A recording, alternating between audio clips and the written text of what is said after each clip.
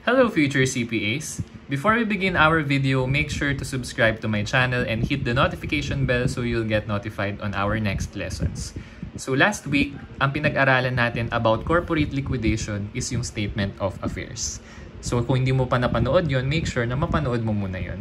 For today's video, our lesson would be Statement of Realization and Liquidation. This is the accomplishment statement ng trustee natin. So si trustee, siya yung humahawak ng Statement of Realization and Liquidation. Siya yung in charge sa pag-sell ng assets and siya rin yung in charge sa pag-settle ng liabilities natin. And sa Statement of Realization and Liquidation, it intends to show yung actual transactions natin sa liquidation natin ng corporation natin. Pag sinabing actual transactions, again, this is your actual sale of non-cash assets and your actual settlement of your liabilities.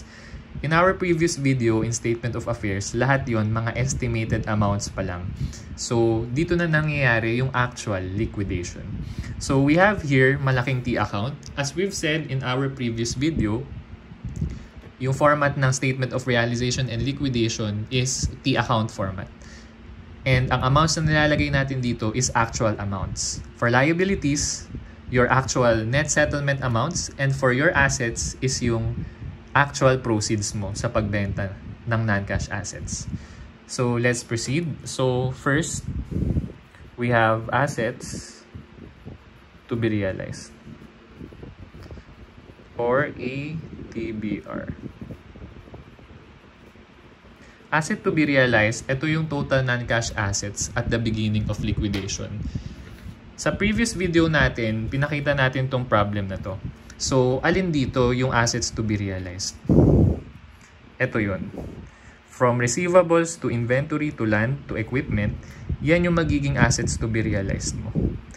Remember na itong T account na to, this only deals with non-cash assets. So, walang involvement dito yung cash. So, sa assets to be realized, ilalagay mo receivable 40, inventory 15, land 200, and equipment 90. Siyempre, itong prepaid expense and goodwill, nire-write off na natin yan at the beginning pa lang. So, hindi na natin sinasama. So, that's your assets to be realized. Next would be asset acquired. Sir, bakit may asset acquired? Nagli-liquidate na tayo during corporate liquidation. Kasi sa assets to be realized mo, possible na meron kang mga financial assets kagaya na kamo ng notes receivable. Ang notes receivable, tuloy-tuloy yan na nag-a-accrue ng interest income hanggat hindi binabayaran ni customer or ni debtor yung 200,000 sa atin. So, kapag nag-a-accrue tayo ng interest income during corporate liquidation, nire-record natin yan sa asset acquired.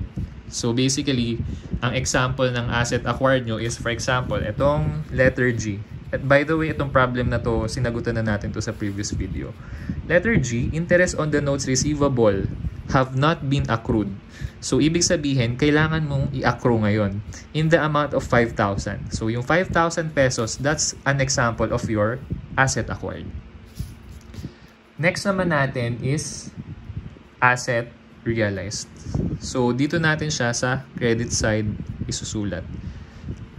Asset realized or AR.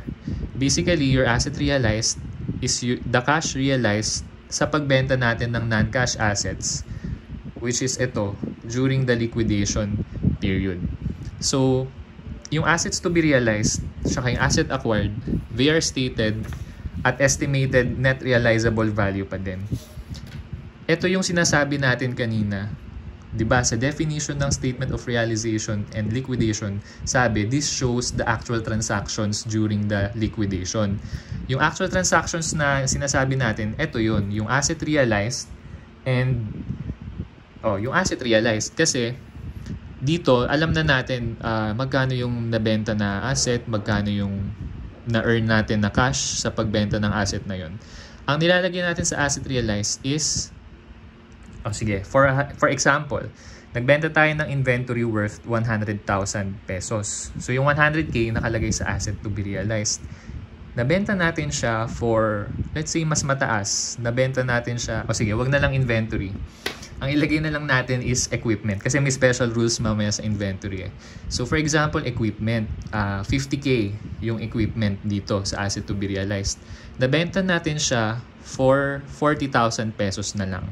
So anong ilalagay nating amount sa asset realized? Is it the 50,000 which is the estimated net realizable value, or the 40,000 which is yung actual proceeds natin from the sale of non-cash assets?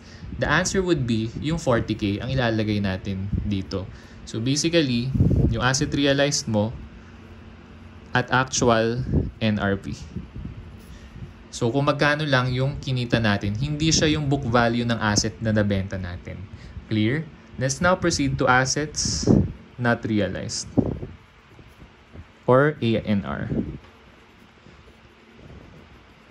So basically, kung ano yung mga nandito sa kaliwa, ina-account natin, saan yan napunta? Sa asset realized ba o sa asset not realized? Kasi kung hindi siya asset realized, ibig sabihin dito siya mapupunta sa asset not realized. So, yung ti-account natin, by the way, your left side, needless to say, is your debit, and your right side is your credit. Debit is the normal balance of your assets, kaya nilagay natin dito. Credit naman, kapag binubura na natin sa libro yung asset. So, we have credit asset realized and credit asset not realized. So, sir, bakit yung asset not realized? Hindi pa naman siya nabebenta, pero bakit siya nasa credit side? Ang purpose kasi ng statement of realization and liquidation is malaman natin magkano yung net income or loss natin for this month, for example. Dito kasi sa corporate liquidation, para din tong yung installment liquidation na natutunan natin sa partnership. Kapag meron kang asset not realized, ibig sabihin, yan yung asset naman na ibebenta mo naman next month sa market. So, yan naman yung asset na ibebenta mo next month sa market, yung asset not realized. Mapupunta siya sa assets to be realized ulit. So, from credit, magiging debit siya ulit next month. Kasi, ang pagli-liquidate ng corporation, hindi lang yan isang buwan. Maraming buwan yan. So, kada buwan, lilipat siya dito. So, at the end of the month, kung ano yung mga assets na not realized, mapupunta siya sa assets to be realized next month. Kasi kapag yung asset not realized, hindi natin kinredit dito, madidistort yung amount of loss natin. Baka lumaki lalo yung amount of loss natin kasi hindi natin kinredit dito. Hindi naman natin kino-consider as losses yung mga asset na hindi pa natin nabebenta this period dahil plano pa naman natin silang ibenta next period. Okay, when I say period, pwedeng month yan o depende sa kung ilang period ba yung considered as one period sa pag-liquidate nyo. Pero for discussion purposes, 1 month. So this is on your debit side, this is on your credit side. Tapos na tayo sa assets. Let's now proceed to liabilities. First is your liabilities to be liquidated. To be liquidated. Shortcut na lang, liquidated, or LTBL. So, liabilities to be liquidated, ito yung total liabilities at the beginning of liquidation. An example of that is ito. Ito total mo yan na yung liabilities to be liquidated mo. Dito, sa problem 2 natin sa nakarang video, to total mo yan yung liabilities to be liquidated mo. Next naman natin is, sa baba niyan, we have liabilities assumed. So kung kanina sa asset acquired, nag-accrue ka ng interest income, sa liabilities assumed, ang i-accrue mo dito is yung mga accrued interest expense mo sa mga liabilities mo to be liquidated. For example, sa liabilities mo, may nakita ka notes payable. This month, nagkaroon ng accrual ng interest expense. Kasi hanggat hindi mo nababayaran yung notes payable, mag-a-accrue ka ng mag-a-accrue ng interest expense. Dito natin nilalagay yon sa liabilities assumed. So, Ito yung right side ng liabilities. So, itong dalawang to, saan kaya yan mapupunta? Kapag nabayaran natin this month, for example, ang liability, mapupunta na siya sa liabilities liquidated. Or, tawagin nating LL. So, liabilities liquidated, ito na yung nasettle natin na liabilities. Kung sa asset side, meron tayong tinatawag na asset realized and minimension natin siya yung amount at actual net realizable value or yung actual proceeds natin upon our sale of our non-cash assets. Sa liability side, meron naman tayong tinatawag na liabilities liquidated. Kung sa asset realized, this is stated at your actual net realizable value. Your liabilities liquidated would be stated at actual settlement amount. So, pinagkasya ko na lang. Actual settlement amount. So, ibig sabihin, yung amount ng liabilities liquidated, hindi siya yung book value ng liabilities na binayaran natin, kundi kung magkano yung actual na binayad natin. Let's state an example. For example, notes payable. Ito na lang, dito na lang. Yung notes payable natin is 350k. Tapos, nalaman ni creditor na lugi na yung negosyo natin, nagli-liquidate na tayo. So, kinausap natin yung creditor natin and pumayag siya na yung 350k na liability natin sa kanya, isettle na lang for 300k para makagaan-gaan naman sa pagli-liquidate. So, 300k yung ilalagay mo sa liabilities liquidated. So, yung possible na yung actual settlement amount is mas mababa pa sa book value ng liabilities kung considerate yung creditor natin. And lastly, kung itong dalawang to is hindi na liquidate, ibig sabihin dito siya mapupunta sa liabilities not liquidated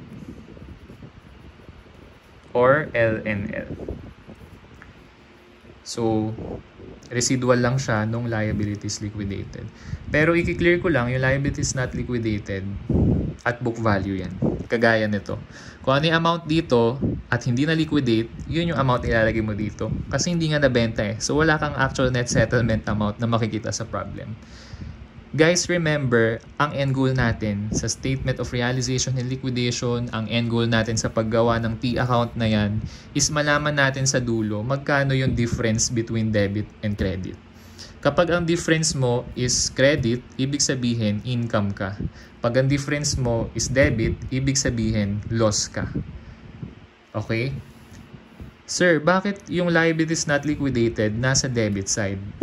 Eh, di ba ang normal balance ng liability is credit?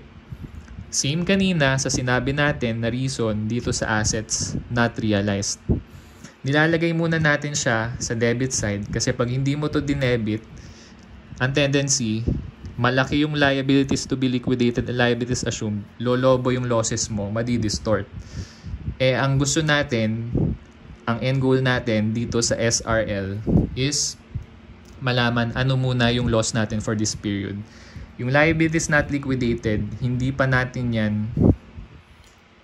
kino-consider na gain dahil hindi pa natin nababayaran kasi sa next period mo ng liquidation, babayaran mo pa din naman yan.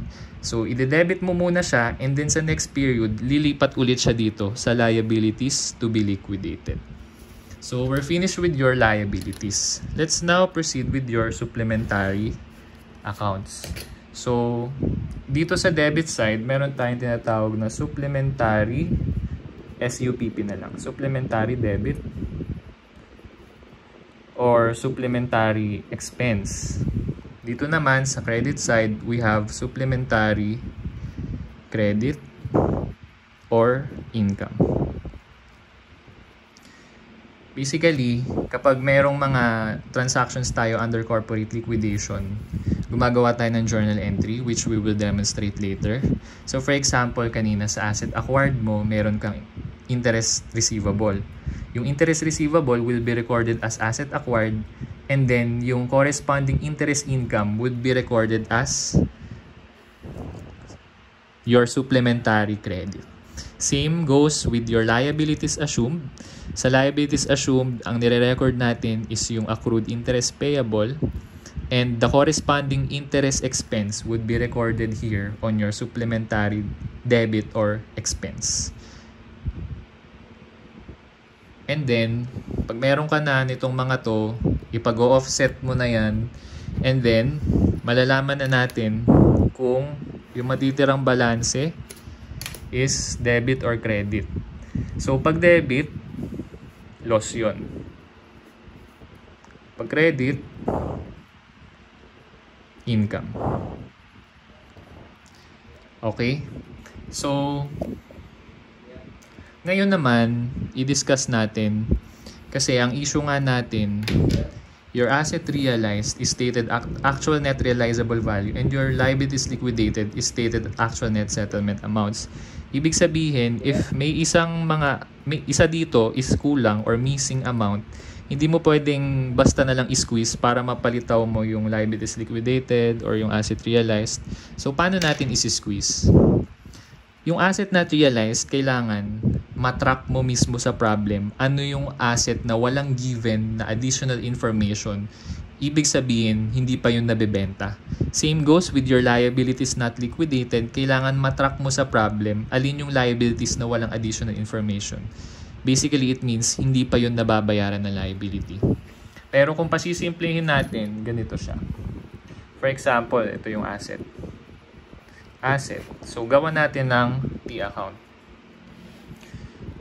Okay, so asset, ito yung asset to be realized, asset acquired, and yung ending balance niya this time, kung credit dito, ide-debit muna natin dito. Asset not realized. Halimbawa sa problem tinanong, how much is the book value of the assets realized? Ang given lang kasi sa problem usually yung proceeds. Pero yung proceeds, it is not necessarily equal sa book value na asset na binenta mo. Pwedeng mas mataas kung mataas ang bentahan sa market o mas mababa kung mababa ang bentahan sa market. Tandaan mo, ang binibenta mong assets dito, except sa inventory ha, ang binibenta mong assets dyan, hindi yan normal operations ng company kasi nagli-liquidate na siya. So, pag in-squeeze mo tong amount na to, ATBR plus AA minus ANR, makukuha mo yung asset realized at book value.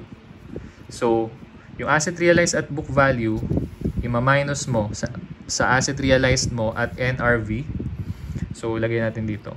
Asset realized at book value, ito yung na-squeeze natin amount, minus asset realized at NRV equals, actually baliktad eh. Pero anyways, i-analyze nyo na lang. Pero basically yung difference niyan, it could either be income or loss.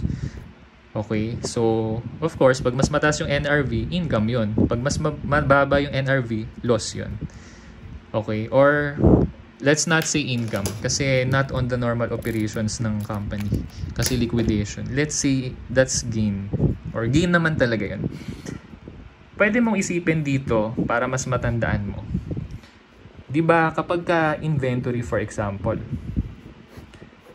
ang inventory mo, nandito yung beginning inventory, meron kang purchases, tapos meron kang ending inventory.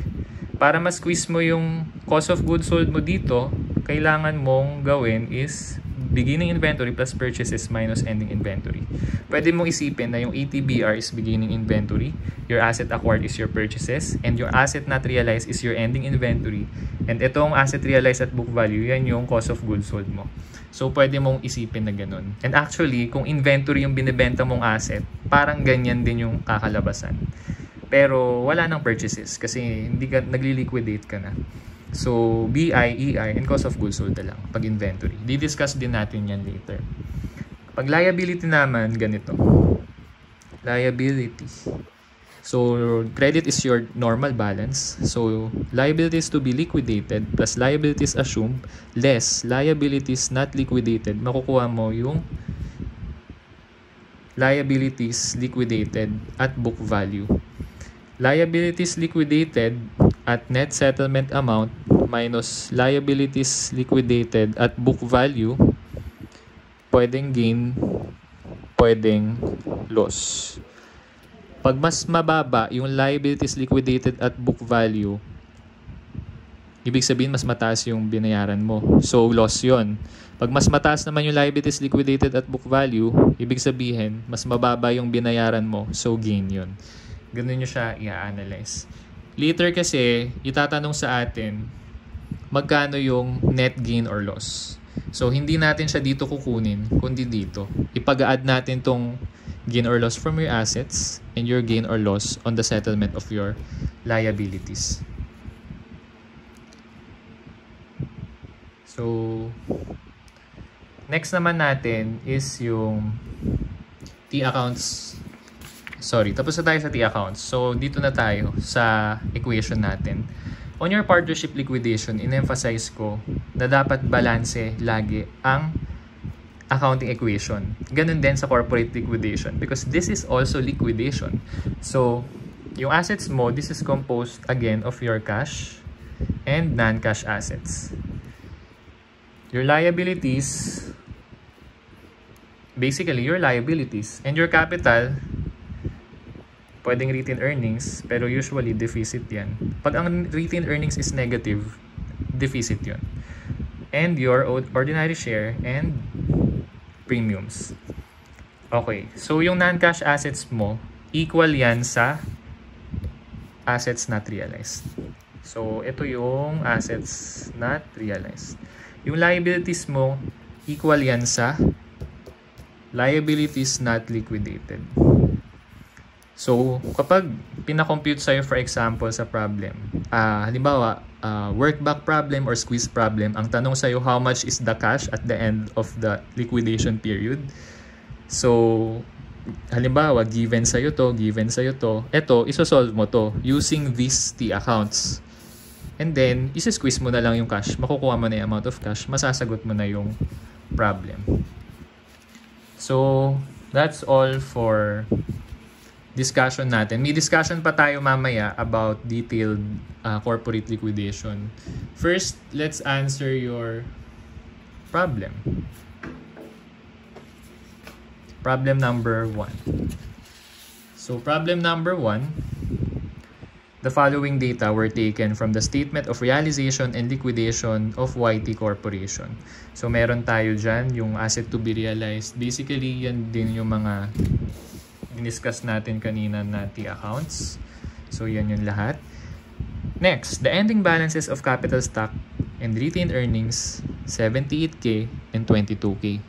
Basically, magagamit natin yung data na yan dito sa accounting equation. Determine the following. Number 1, what is the net income or loss for the period? So, ito yung hinahanap. Next, what is the ending cash balance? Sabi ko na sa inyo, ipapahanap yung ending cash balance. Isi-squeeze lang natin. Kasi itong amounts na to, makukuha naman natin by means of problem solving. And number 3, how much is the net gain or loss is reported on YT Corporation Statement of Realization and Liquidation. Kapag net gain or loss ang sinabi, basically means ito ang pinapahanap sa atin. Ito and ito. So, let's try to solve. Ang diskarte mo, kailangan kabisado mo tong T account. Or kung hindi mo kabisado, dapat kabisado mo alin yung debit, alin yung nasa credit side. So, tignan natin. Asset to be realized, debit side. Asset acquired, debit side din. Ayan. Asset realized, credit side. Asset not realized, credit side. Liabilities to be liquidated, credit side. Liabilities assumed, credit side. Liabilities liquidated, debit side. Liabilities not liquidated, debit side. Supplementary credit, credit side. And supplementary debit, debit side. So, let's compute how much is your debit, how much is your credit. So, 2,510,000 plus 10 plus 1,500,000 plus 1,200,000 plus 12. So, your answer for debit side is 5,232,000.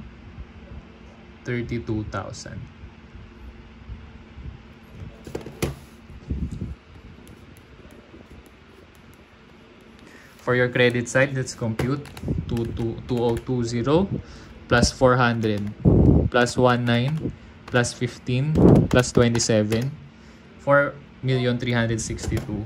So, 4,362,000. So, offset natin, magkano? 4,362 minus 5,232 debit.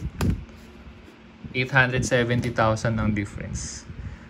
Mas mababa ang credit, mas mataas ang debit. So, this is basically loss. So, what is the net income or loss for the period? Your answer is 870,000. Number 2, what is your ending cash balance? Para malaman natin yung ending cash balance, kailangan muna nating alamin magkano yung asset not realized and liabilities not liquidated, your deficit, and your OS. So, dito na lang natin na-solve. So, given na yung ending balance ng capital stock. Ang capital stock mo is 78K. So, lagay natin dito, 78K. Retained earnings, 22K. So, positive pa yung kanyang retained earnings. So, ang sum niyan is 22 plus 78, 100,000. So, 100,000 yung capital natin. Let's go to this side. Liabilities not liquidated, given 1,200,000. So, 2K na lang. Minus, your non-cash assets is your asset not realized. So, asset not realized, 400K. Ang hinahanap natin is yung X. X here. So, paano natin mapapalabas yung cash? Okay, so 12 plus 100,000, kailangan itong side na to is 1,300,000. Para pag minus sa 1,200,000, magiging 100,000. So, 1,300,000 minus 400,000, your X is equal to, compute, 13 minus 400, 900,000. So, 900,000 ang ating cash. Our answer for number 2, what is the ending cash balance? 900,000.